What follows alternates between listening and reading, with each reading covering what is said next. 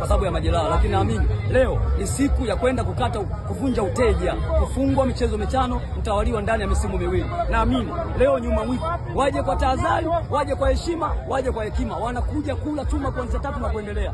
Leo hakuna ziaka, hakuna kebei, walitaka kichwa wenyewe na wakaenda kwenye send off wakaimba nyimbo ya Amanda ile ya inama unainuka unakatika viuno. Leo hakuna viuno, leo kichwa tu.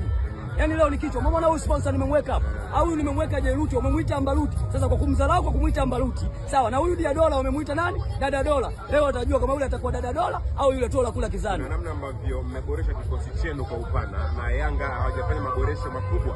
Kuna namna ambavyo mnaenda kukosa muunganiko kwenye timu yenu.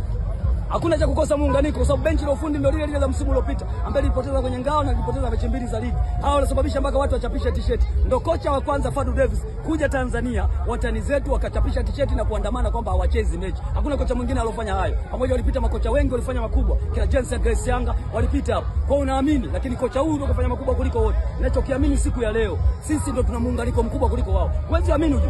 Wao ndio wana pressure pamoja wameshinda michezo mitano. Lakini Simba walipoteza michezo mitano, hana pressure. Anakuja kwenye huu mchezo akijiamini na akiwa na confidence kubwa siku ya leo na kwenda kupata matokeo. Chuma ngapi leo unazihesabu? Mimi nafsi naanzia chuma 3 na kuendelea. Na wakijikanyaga leo tarehe ngapi? Tarehe ngapi leo?